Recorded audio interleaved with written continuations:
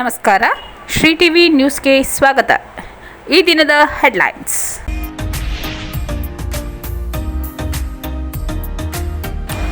ವಿಶ್ವ ಪರಿಸರ ದಿನಾಚರಣೆ ಹಿನ್ನೆಲೆ ವಿವಿಧೆಡೆ ವಿಶ್ವ ಪರಿಸರ ದಿನದ ಆಚರಣೆ.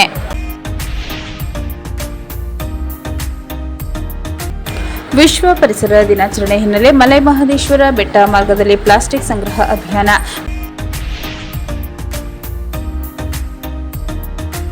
ಕನ್ನಡ ಭಾಷೆ ಸಾಹಿತ್ಯ ಉಳಿವಿಗೆ ಪ್ರತಿಯೊಬ್ಬರೂ ಕಟಿಬದ್ಧರಾಗಿದ್ದಾರೆ. Professor M R Gangadhar. ಪ್ರಕೃತಿ ಮೇಲಿನ ಗಂಭೀರ ಪರಿಣಾಮ ತಡೆಗಟ್ಟುವುದು ಅಗತ್ಯ. ಹಿರಿಯ ಸಿವಿಲ್ ನ್ಯಾಯಾಧೀಶರಾದ ಈಶ್ವರ್.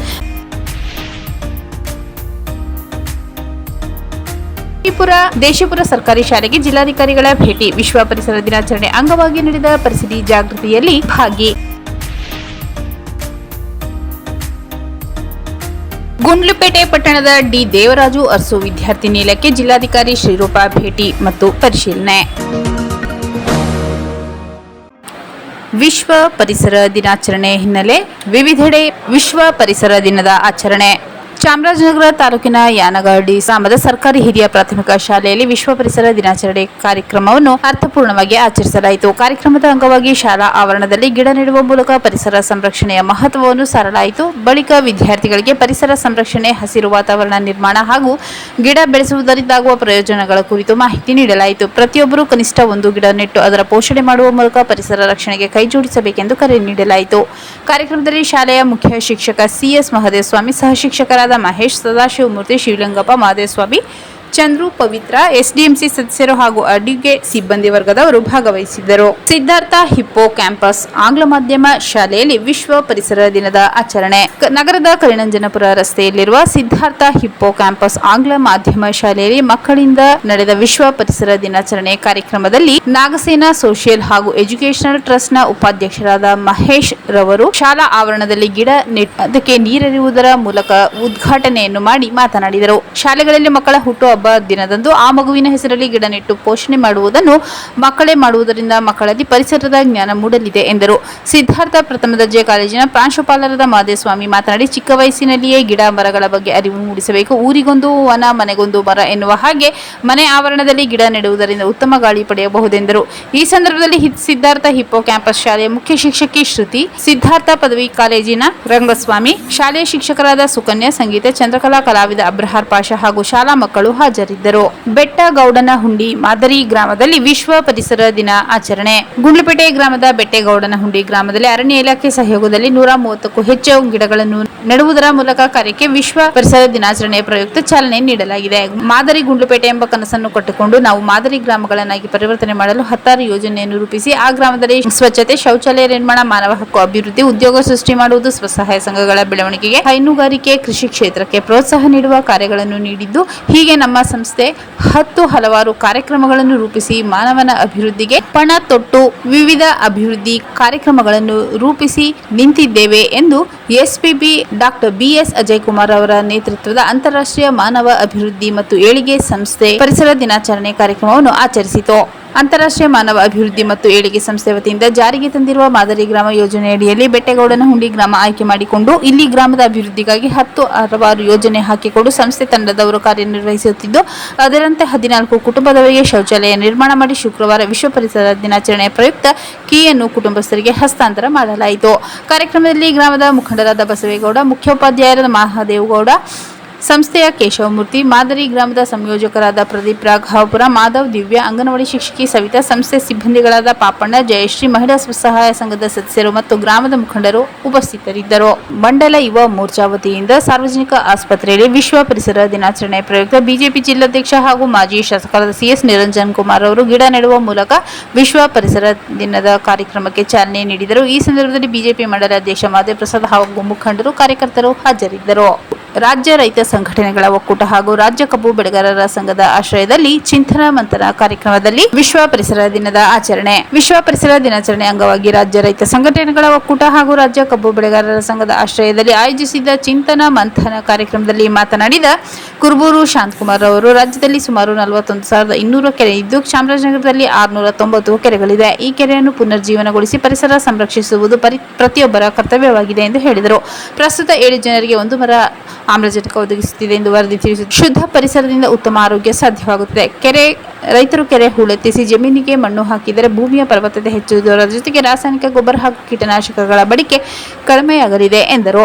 ಕಾರ್ಯಕ್ರಮದಲ್ಲಿ ಸಹಾಯಕ ಅರಣ್ಯ ಸಂರಕ್ಷಣಾಧಿಕಾರಿ ಮಂಜುನಾಥ್ ಮಾತನಾಡಿ, ಕೋವಿಡ್ ಅವಧಿಯಲ್ಲಿ ಆಮ್ಲಜನಕದ ಕೊರತೆ ಅನೇಕರು ಸಾವಿಗೀಡಾದ ಘಟನೆ ಸ್ಮರಿಸಿ ಮರದಿಂದ ಆಮ್ಲಜನಕ ಉತ್ಪತ್ತಿಯಾಗುವುದರಿಂದ ಪರಿಸರ ಸಂರಕ್ಷಣೆ ಎಲ್ಲರ ಜವಾಬ್ದಾರಿ ಆಗಿದೆ ಎಂದರು. ಜಿಲ್ಲಾ ಪತ್ರಕರ್ತರ ಸಂಘದ ಅಧ್ಯಕ್ಷ ಸಿದ್ಲಿಂಗ ಸ್ವಾಮಿ ಮಾತನಾಡಿ, ಶುದ್ಧ ಗಾಳಿ ಮತ್ತು ಉತ್ತಮ ಪರಿಸರದ ದೃಷ್ಟಿಯಿಂದ ಚಾಮರಾಜನಗರ ಜಿಲ್ಲೆ ದೇಶದಲ್ಲಿಯೇ 4ನೇ ಸ್ಥಾನದಲ್ಲಿದ್ದು ಪರಿಸರ ಜಾಗೃತಿ ಕಾರ್ಯಕ್ರಮ ಜನರಲ್ಲಿ ಅರಿವು ಮೂಡಿಸುವ ಕಾರ್ಯ ಮಾಡಬೇಕು ಎಂದು ಹೇಳಿದರು. ಕೃಷಿ ಉತ್ಪನ್ನ ಮಾರುಕಟ್ಟೆ ಸಮಿತಿ ಜಿಲ್ಲಾ ಉಪನಿರ್ದೇಶಕ ಬಸವಣ್ಣ ಮಾತನಾಡಿ, ರೈತರು ಮನಸ್ಸು ಮಾಡಿದರೆ ವರ್ಷಪೂರ್ತಿ ಗಿಡಮರ ನೆಟ್ಟು ಪರಿಸರ ಸಂರಕ್ಷಣೆ ಸಾಧ್ಯ ಎಂದರು. ಸರ್ಕಾರಿ ಶಾಲೆಯ ಮುಖ್ಯೋಪಾಧ್ಯಾಯಿನಿ ಗೌರವ ಮಾತನಾಡಿ, ತಾಯಿಯ ಸ್ಮರಣಾರ್ಥ ಸಾವಿರಾರು ಮರ ಬೆಳೆಸಿದ ವ್ಯಕ್ತಿಯ ಉದಾಹರಣೆ ನೀಡುತ್ತಾ ಪ್ರತಿಯೊಬ್ಬರು ತಮ್ಮ ತಾಯಿಯ ಹೆಸರಿನಲ್ಲಿ ಗಿಡ ನೆಟ್ಟು ಮರ ಬೆಳೆಸುವ ಸಂಕಲ್ಪ ಮಾಡಬೇಕೆಂದು ಹೇಳಿದರು. ಜಿಲ್ಲಾ ಪ್ರಧಾನ ಕಾರ್ಯದರ್ಶಿ ಮೂಕಳ್ಳಿ ಮಹದೇವಸ್ವಾಮಿ ಸ್ವಾಗತಿಸಿದರು. ಕಿರಿಕ್ಸೂರು ಶಂಕರ್ ಕಾರ್ಯಕ್ರಮ ನಿರೂಪಿಸಿದರು. ಜಿಲ್ಲಾ ಅಧ್ಯಕ್ಷ ಉಡಿಗಾಡ ರೇವಣ್ಣ, ಪಿ ಸೋಮಶೇಖರ್ ಸೇರಿದಂತೆ ಹಲವರು ಉಪಸ್ಥಿತರಿದ್ದರು. ಕರ್ನಾಟಕ ರಾಜ್ಯ ಕಬ್ಬು ಬೆಳೆಗಾರರ ಸಂಘದಿಂದ ವಿಶ್ವ ಪರಿಸರ ದಿನದ ಆಚರಣೆ. ಚಾಮರಾಜನಗರ ತಾಲೂಕಿನ ಹರವೆ ಗ್ರಾಮದ ಶ್ರೀ ಚನ್ನಬಸವೇಶ್ವರ ವಿದ್ಯಾಸಂಸ್ಥೆ ಆವರಣದಲ್ಲಿ ಕರ್ನಾಟಕ ರಾಜ್ಯ ಕಬ್ಬು ಬೆಳೆಗಾರರ ಸಂಘದ ನೇತೃತ್ವದಲ್ಲಿ ಹಮ್ಮಿಕೊಂಡಿದ್ದ ವಿಶ್ವ ಪರಿಸರ ದಿನಾಚರಣೆ ಕಾರ್ಯಕ್ರಮದಲ್ಲಿ ಗಿಡ ನೆಡುವ ಮೂಲಕ ಚಾಲನೆ ನೀಡಿ ಮಾತನಾಡಿದ ಕಬ್ಬು ಬೆಳೆಗಾರರ ಸಂಘದ ರಾಜ್ಯಾಧ್ಯಕ್ಷ ಹಳ್ಳಿಕೆರೆ ಹುಂಡಿ ಭಾಗ್ಯರಾಜ್ರವರು, ಕೈಗಾರಿಕೀಕರಣ, ನಗರೀಕರಣ ಪರಿಣಾಮವಾಗಿ ಪ್ರಕೃತಿ ನಾಶದ ಹಾದಿಯಲ್ಲಿ ಸಾಗುತ್ತಿದ್ದು, ಆಧುನಿಕ ಶೈಲಿಯಲ್ಲಿ ಮತ್ತು ನೂತನ ಆವಿಷ್ಕಾರಗಳಿಂದ ಮಾನವ ಜೀವನ ಮಟ್ಟ ಸುಧಾರಿಸಿದ್ದರೂ ಪರಿಸರದ ಅವನತಿ ಹೆಚ್ಚಾಗುತ್ತಿದೆ. ಪ್ರತಿಯೊಬ್ಬ ನಾಗರಿಕ ತನ್ನ ಆರ್ಥಿಕ ಅಭಿವೃದ್ಧಿಗಾಗಿ ಎಷ್ಟು ಶ್ರಮಿಸುತ್ತಾನೋ ಅಷ್ಟೇ ಕಾಳಜಿಯನ್ನು ಪ್ರಕೃತಿ ರಕ್ಷಣೆ ತೋರಬೇಕೆಂದು ಹೇಳಿದರು. ಕಾರ್ಯಕ್ರಮದಲ್ಲಿ ಭಾಗವಹಿಸಿದ ಜಿಲ್ಲಾಧಿಕಾರಿ ಶ್ರೀರೂಪಾ ಮಾತನಾಡಿ, ರೈತ ಸಂಘಟನೆ ಕೇವಲ ಹೋರಾಟಗಳಿಗೆ ಸೀಮಿತವಾಗದೆ ಪರಿಸರ ಸಂರಕ್ಷಣೆಯಂತಹ ಸಾಮಾಜಿಕ ಜವಾಬ್ದಾರಿ ನಿರ್ವಹಿಸಲು ಮುಂದಾಗಿರುವುದು ಶ್ಲಾಘನೀಯ. ಇಂತಹ ಕಾರ್ಯಕ್ರಮ ಜನರಲ್ಲಿ ಪರಿಸರ ಜಾಗೃತಿ ಮೂಡಿಸಿ ಭವಿಷ್ಯದಲ್ಲಿ ಪರಿಸರ ಸಂರಕ್ಷಣೆಗೆ ಭದ್ರ ಅಡಿಪಾಯವಾಗಲಿದೆ ಎಂದು ಅಭಿಪ್ರಾಯಪಟ್ಟರು. ಸಾವಯವ ಕೃಷಿ ಉತ್ತೇಜನ, ರೈತ ಸಂರಕ್ಷಣೆಗಾಗಿ ಪರಿಸರ ಸಂರಕ್ಷಣೆ ಅಗತ್ಯವಾಗಿ ಪ್ರಕೃತಿಯೊಂದಿಗೆ ಹೊಂದಾಣಿಕೆಯ ಕೃಷಿ ಪದ್ಧತಿ ಅಳವಡಿಸಿಕೊಳ್ಳುವ ಅಗತ್ಯವಿದೆ ಎಂದು ಹೇಳಿದರು. ಕಾರ್ಯಕ್ರಮದಲ್ಲಿ ಹಂಡುವಿನಹಳ್ಳಿ ರಾಜಣ್ಣ, ಹಾಲಿನ ನಾಗರಾಜ್, ಚನ್ನಬಸವೇಶ್ವರ ವಿದ್ಯಾಸಂಸ್ಥೆ ಆಡಳಿತಾಧಿಕಾರಿ ಗಿರೀಶ್, ಸಹಾಯಕ ಅರಣ್ಯ ಸಂರಕ್ಷಣಾಧಿಕಾರಿ ಮಂಜುನಾಥ್, ಮಲಿಯೂರ್ ಮಹೇಂದ್ರ, ಸತೀಶ್, ಮಹೇಶ್, ಶ್ರೀಕಂಠ, ರಾಮಣ್ಣ, ಬಸವರಾಜ್, ನಾಗರಾಜ್, ಪುಟ್ಮಲ್ಲೇಗೌಡ, ರಾಜಗೌಡ ಸೇರಿದಂತೆ ಹಲವರು ಉಪಸ್ಥಿತರಿದ್ದರು. ಜಿಲ್ಲಾ ಪೊಲೀಸ್ ಕಚೇರಿಯಲ್ಲಿ ವಿಶ್ವ ಪರಿಸರ ದಿನದ ಆಚರಣೆ. ವಿಶ್ವ ಪರಿಸರ ದಿನಾಚರಣೆ 2026ರ ಅಂಗವಾಗಿ ಜಿಲ್ಲಾ ಪೊಲೀಸ್ ಕಚೇರಿ ಆವರಣದಲ್ಲಿ ಇಂದು ಸಸಿ ನೆಡುವ ಕಾರ್ಯಕ್ರಮದ ಮೂಲಕ ಪರಿಸರ ದಿನವನ್ನು ಅರ್ಥಪೂರ್ಣವಾಗಿ ಆಚರಿಸಲಾಯಿತು. ಕಾರ್ಯಕ್ರಮದಲ್ಲಿ ಬೋರ್ಲಿಂಗಯ್ಯ, ಮಾನ್ಯ ಪೊಲೀಸ್ ಮಹಾನಿರೀಕ್ಷಕರು ದಕ್ಷಿಣ ವಲಯ ಮೈಸೂರು ಭಾಗವಹಿಸಿ ಸಸಿ ನೆಟ್ಟು ಪರಿಸರ ಸಂರಕ್ಷಣೆಯ ಮಹತ್ವ ಸಾರಿದರು. ಮುತ್ತುರಾಜ್ ಜಿಲ್ಲಾ ಪೊಲೀಸ್ ಅಧಿಕಾರಿಗಳು ಹಾಗೂ ಸಿಬ್ಬಂದಿ ಕಾರ್ಯಕ್ರಮದಲ್ಲಿ ಉಪಸ್ಥಿತರಿದ್ದು ಪರಿಸರ ಸಂರಕ್ಷಣೆ ಮತ್ತು ಹಸಿರು ವಾತಾವರಣ ನಿರ್ಮಾಣದ ಕುರಿತು ಪ್ರತಿಜ್ಞೆ ಕೈಗೊಂಡರು. ಬೋರ್ಲಿಂಗಯ್ಯ ಐಜಿಪಿ ಈ ಸಂದರ್ಭದಲ್ಲಿ ಮಾತನಾಡಿ, ಪರಿಸರ ಸಮತೋಲನ ಕಾಪಾಡುವಲ್ಲಿ ಮರಗಳ ಪಾತ್ರ ಅತ್ಯಂತ ಮಹತ್ವದ್ದಾಗಿದ್ದು, ಪ್ರತಿಯೊಬ್ಬರು ಕನಿಷ್ಠ 1 ಸಸಿಯನ್ನಾದರೂ ನೆಟ್ಟು ಅದರ ಪೋಷಣೆ ಮಾಡುವ ಮೂಲಕ ಪರಿಸರ ಸಂರಕ್ಷಣೆಗೆ ಕೈಜೋಡಿಸಬೇಕೆಂದು ಕರೆ ನೀಡಿದರು. ಸಸಿ ನೆಡುವ ಕಾರ್ಯಕ್ರಮದ ಮೂಲಕ ಪರಿಸರದ ಬಗ್ಗೆ ಜಾಗೃತಿ ಮೂಡಿಸುವ ಉದ್ದೇಶದಿಂದ ವಿಶ್ವ ಪರಿಸರ ದಿನ ಆಚರಿಸಲಾಯಿತು.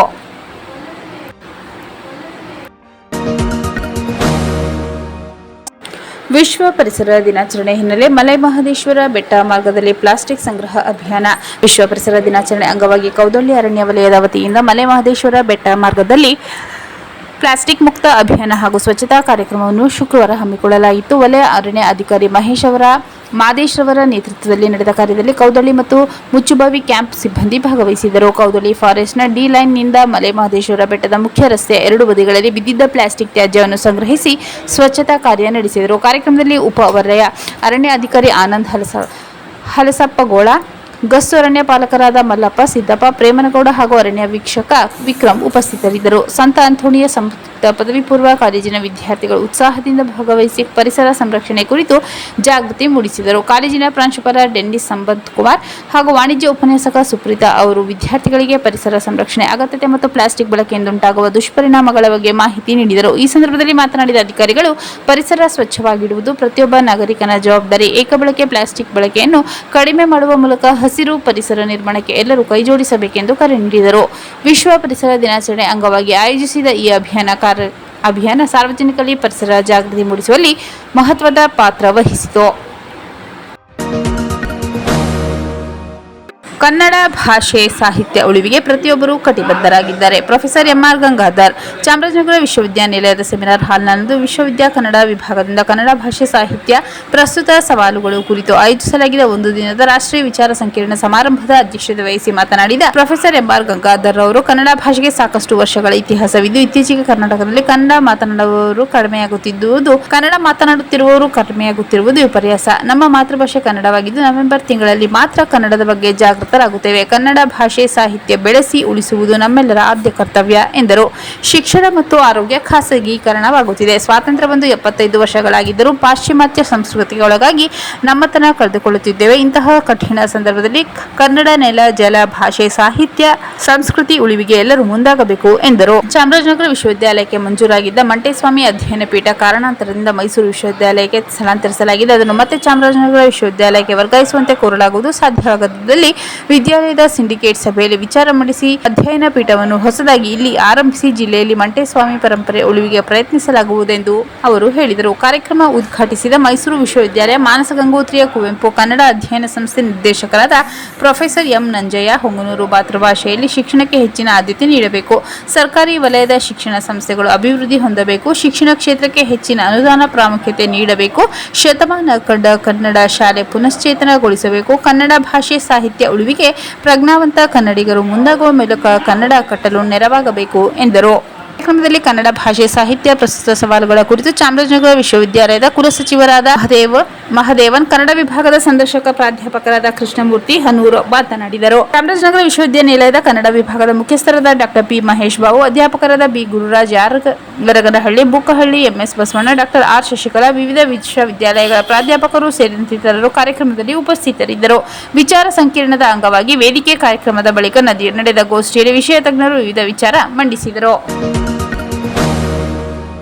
ಪ್ರಕೃತಿ ಮೇಲಿನ ಗಂಭೀರ ಪರಿಣಾಮ ತಡೆಗಟ್ಟುವುದು ಅಗತ್ಯ. ಹಿರಿಯ ಸಿವಿಲ್ ನ್ಯಾಯಾಧೀಶರಾದ ಈಶ್ವರ್ ನಗರದ ಡಾಕ್ಟರ್ ಬಿಆರ್ ಅಂಬೇಡ್ಕರ್ ಭವನದಲ್ಲಿಂದು ಜಿಲ್ಲಾಡಳಿತ, ಜಿಲ್ಲಾ ಪಂಚಾಯತ್, ಜಿಲ್ಲಾ ಕಾನೂನು ಸೇವೆಗಳ ಪ್ರಾಧಿಕಾರ, ಕರ್ನಾಟಕ ರಾಜ್ಯ ಮಾಲಿನ್ಯ ನಿಯಂತ್ರಣ ಮಂಡಳಿ, ನಗರಸಭೆ, ಶಾಲಾ ಶಿಕ್ಷಣ ಹಾಗೂ ತೋಟಗಾರಿಕಾ ಇಲಾಖೆ ಆಶ್ರಯದಲ್ಲಿ ಹಮ್ಮಿಕೊಳ್ಳಲಾಗಿದ್ದ ವಿಶ್ವ ಪರಿಸರ ದಿನಾಚರಣಾ ಕಾರ್ಯಕ್ರಮವನ್ನು ಉದ್ಘಾಟಿಸಿ ಮಾತನಾಡಿದ ಹಿರಿಯ ಸಿವಿಲ್ ನ್ಯಾಯಾಧೀಶರು ಹಾಗೂ ಜಿಲ್ಲಾ ಕಾನೂನು ಸೇವೆಗಳ ಪ್ರಾಧಿಕಾರದ ಸದಸ್ಯ ಕಾರ್ಯದರ್ಶಿಗಳಾದ ಈಶ್ವರ್ ಅವರು ಗಾಳಿ, ನೀರು, ಮಣ್ಣು, ಖನಿಜ ಸಂಪತ್ತು ಸೇರಿದಂತೆ ಒಳಗೊಂಡ ನೈಸರ್ಗಿಕ ಪ್ರಕೃತಿ ಪರಿಸರದ ಮೇಲೆ ಕಟ್ಟಡ, ಕೈಗಾರಿಕಾ ಘಟಕ ಇನ್ನಿತರ ಮಾನವ ನಿರ್ಮಿತ ಪರಿಸರದಿಂದ ಪ್ರಸ್ತುತ ದಿನದಲ್ಲಿ ಅನೇಕ ದುಷ್ಪರಿಣಾಮ ಬೀರುತ್ತಿದೆ. ಇದನ್ನು ತಡೆಯುವುದು ಮುಖ್ಯ ಕೆಲಸವಾಗಿದೆ ಎಂದರು.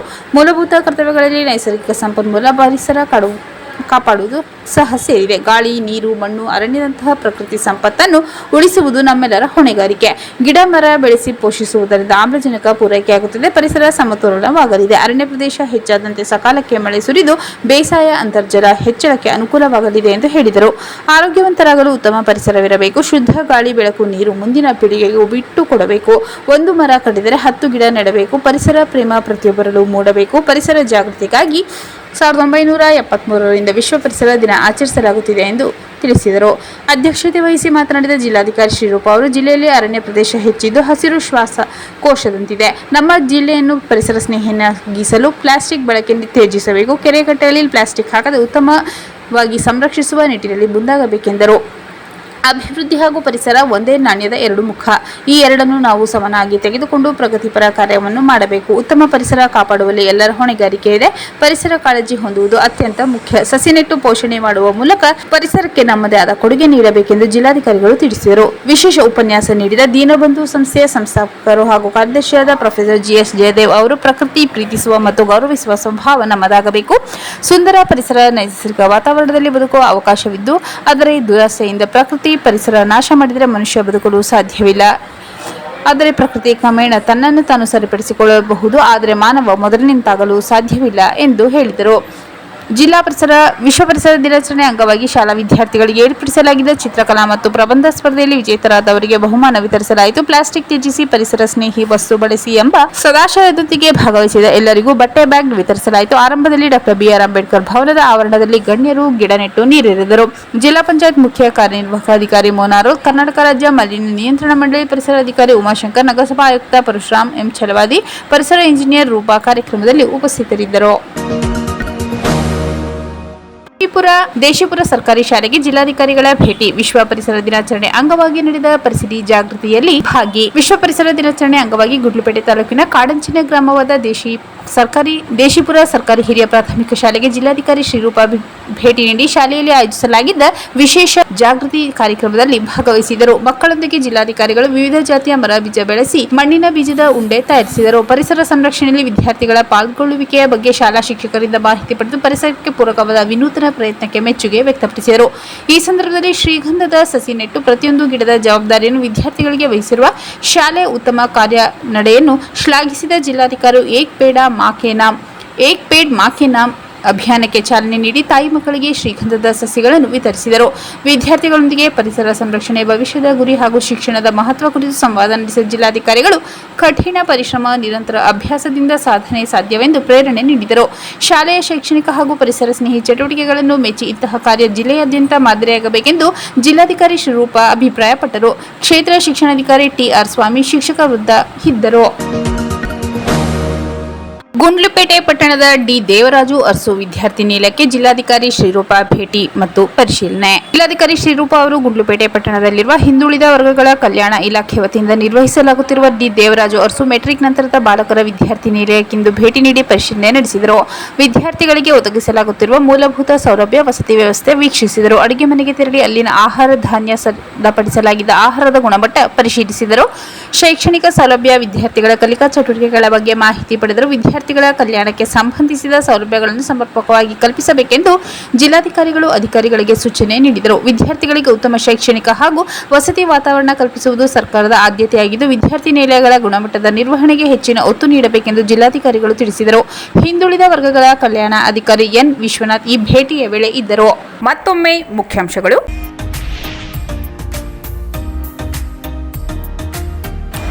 ವಿಶ್ವ ಪರಿಸರ ದಿನಾಚರಣೆ ಹಿನ್ನೆಲೆ ವಿವಿಧೆಡೆ ವಿಶ್ವ ಪರಿಸರ ದಿನದ ಆಚರಣೆ.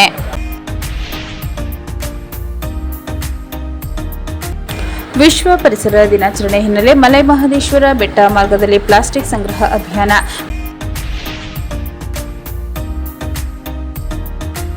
ಕನ್ನಡ ಭಾಷೆ ಸಾಹಿತ್ಯ ಉಳಿವಿಗೆ ಪ್ರತಿಯೊಬ್ಬರೂ ಕಟಿಬದ್ಧರಾಗಿದ್ದಾರೆ. Professor MR. ಗಂಗಾಧರ್. ಪ್ರಕೃತಿ ಮೇಲಿನ ಗಂಭೀರ ಪರಿಣಾಮ ತಡೆಗಟ್ಟುವುದು ಅಗತ್ಯ. ಹಿರಿಯ ಸಿವಿಲ್ ನ್ಯಾಯಾಧೀಶರಾದ ಈಶ್ವರ್.